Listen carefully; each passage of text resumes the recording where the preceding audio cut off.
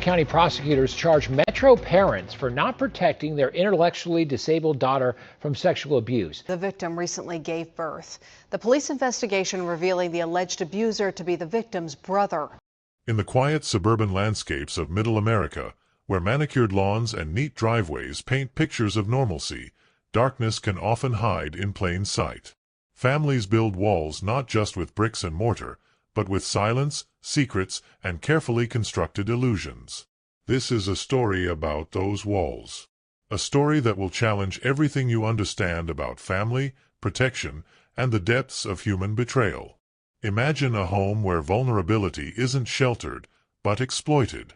Where the most fundamental human trust, the bond between family members, is shattered in the most devastating way possible.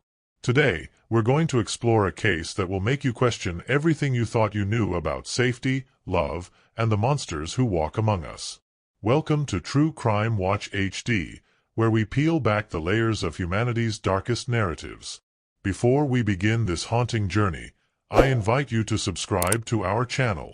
Hit that notification bell, because stories like these demand to be heard, understood, and learned from. The story begins in The Village, a modest suburban community just outside Oklahoma City. A place where neighbors exchange polite waves, where children play on streets lined with single-story homes, and where secrets are whispered behind closed doors. The Malden family appeared, at first glance, utterly unremarkable. Nathaniel Malden Sr., a man of few words, working a steady job, leaving early in the morning, returning late in the evening. To neighbors, he was quiet, unremarkable. But those who knew him understood a different narrative. Behind the privacy of his home, Nathaniel was controlling, demanding. Old police reports hinted at domestic disturbances, calls that never escalated to formal charges, but painted a picture of volatility. His wife, Tamika, was the epitome of passivity, a stay-at-home mother who seemed to fade into the background of her own existence. Friends described her as reserved, a woman who never challenged her husband's decisions. And then there were their children. Nathaniel Jr., a high school dropout with a reputation that oscillated between unmotivated and manipulative. And their daughter, an 18-year-old with an intellectual disability, her world limited by a cognitive capacity that left her vulnerable, defenseless. What happens when the very people designated to protect you become your greatest threat? As we unfold this narrative, I want you to reflect. How well do we truly know the families living right next door to us? Our investigation reveals a story so complex, so layered with betrayal, that it will challenge your understanding of familial bonds. The roots of this tragedy didn't emerge overnight. They were carefully cultivated in a toxic environment of silence, manipulation, and systematic abuse that would span years, destroying lives with a quiet, insidious persistence that would shock even the most seasoned criminal investigators. To understand this story, we must first comprehend the intricate dynamics of the Malden household, a microcosm of dysfunction that existed behind a facade of suburban normalcy. Their daughter, an 18-year-old young woman, lived with an intellectual disability that significantly impacted her cognitive abilities. With an IQ of just 49, she struggled with fundamental life skills that most individuals take for granted. Simple decision-making, understanding social nuances, recognizing inappropriate behavior, these were monumental challenges for her. Her world was limited. She attended a special education program, where teachers worked tirelessly to help her develop basic life skills. Unlike her peers, she had no real social circle, no close friends, no support network outside her immediate family. Her entire existence was confined within the walls of a home that should have been her sanctuary but was instead her prison. The school records painted a troubling picture. In 2018, her teachers began noticing subtle changes in her behavior. Once compliant and quiet, she became increasingly anxious. She would flinch at sudden movements, as if perpetually expecting something terrible to happen. When questioned about her obvious distress, she would retreat into silence, her eyes betraying a fear she couldn't articulate. One teacher, following standard protocol, filed a report with social services. A caseworker visited the Malden home, where Tamika Malden dismissively explained her daughter's behavior as simply being different, shy, and reserved. Just like that, the case was closed. But behind those closed doors, a horrifying reality was unfolding. Nathaniel Jr., the eldest child, had identified and was exploiting his sister's vulnerabilities. For 2 years, he systematically abused her, taking advantage of her inability to comprehend or effectively communicate the violations happening to her. He wasn't just a brother. He was a predator who understood exactly how to manipulate someone who couldn't defend themselves. The parents weren't just passive observers. They were active participants in this grotesque betrayal. Multiple times, Nathaniel Sr. and Tamika caught their son in compromising positions with their daughter. Their response was not to protect their vulnerable child, not to intervene, not to report the abuse, but to punish both children and pretend the problem would simply disappear. Neighbors recalled hearing disturbing sounds from the Malden residence. Raised voices, unexplained screaming, tension that seemed to permeate the very walls of their home. But in a community where people minded their own business, these were merely whispers, never substantiated, never investigated. The breaking point came in July 2024. An 18-year-old girl gives birth in a local hospital, a seemingly routine event that would unravel a complex web of generational abuse and familial betrayal. The medical staff immediately sensed something was wrong. The young mother seemed lost, confused. When asked about the baby's father, her responses were fragmentary, inconsistent. She mentioned a boyfriend, but couldn't provide any substantial details. Her eyes constantly sought her mother's approval, as if waiting for permission to speak. A nurse, trained to recognize signs of potential abuse, pressed further. The girl's breathing became erratic. Her responses more disjointed. And then, almost in a whisper, she mentioned something that would change everything. A possibility that the baby's father might be her own father. The hospital staff didn't hesitate. They contacted the Department of Human Services immediately. What would unfold would be an investigation that would shock an entire community, expose systemic failures in protecting vulnerable individuals, and reveal the depths of human depravity that can exist within the most unexpected places. As the pieces of this tragic puzzle began to come together, one question burned brightly. How could a family designed to protect its most vulnerable member become the very source of her greatest trauma? The investigation into the Malden family would become a labyrinth of psychological complexity, revealing layers of dysfunction that would challenge even the most experienced law enforcement professionals. When Department of Human Services caseworkers first arrived at the hospital, they encountered a scenario that defied simple categorization. The young mother, with her intellectual disability, struggled to comprehend the magnitude of her situation. Her communication was fragmented, her understanding limited. Yet, beneath her apparent confusion, there was a palpable sense of fear, a deep-seated terror that spoke volumes without uttering a word. Tamika Malden's initial response was calculated. She constructed a narrative of a fictional boyfriend, providing vague, inconsistent details that immediately raised red flags. When pressed for specifics, she became evasive. No name, no description, no verifiable information about this supposed father of her daughter's child. But it was the young mother's statements that would become the most critical piece of evidence. During initial interviews, she made a shocking allegation, suggesting that her own father might be responsible for her pregnancy. The statement was both precise and terrifyingly ambiguous, a glimpse into a world of abuse so complex that it defied immediate comprehension. Law enforcement's approach was methodical. They understood the delicate nature of cases involving individuals with intellectual disabilities. Each interview, each piece of evidence was carefully collected, with an understanding that the victim's ability to communicate would require extraordinary patience and sensitivity. A court-ordered DNA test became the pivotal moment in the investigation. Samples were collected from every male member of the household, a process that would unravel a nightmare beyond initial suspicions. The results were definitive and devastating. The father of the child was not a mysterious boyfriend. Not Nathaniel Sr., as initially suspected. The biological father was Nathaniel Malden Jr., the victim's own brother. But the investigation didn't stop there. The forensic evidence told a story far more complex than a single incident of abuse.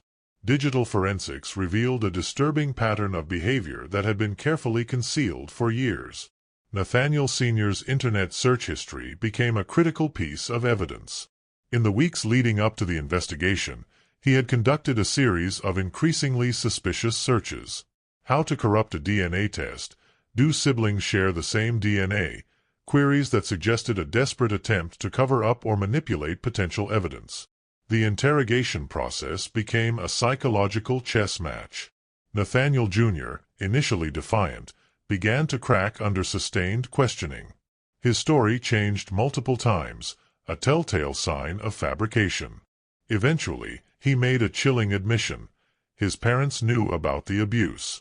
They had caught him multiple times with his sister, and their response was not to protect her, but to punish both children and sweep the incident under the rug.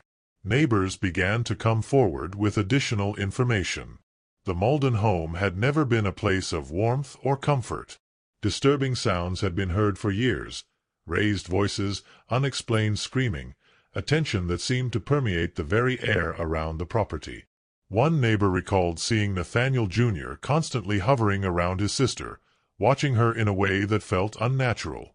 Another remembered how the young woman seemed perpetually anxious, flinching at sudden movements, her eyes constantly seeking approval or permission. The school system's failure became increasingly apparent.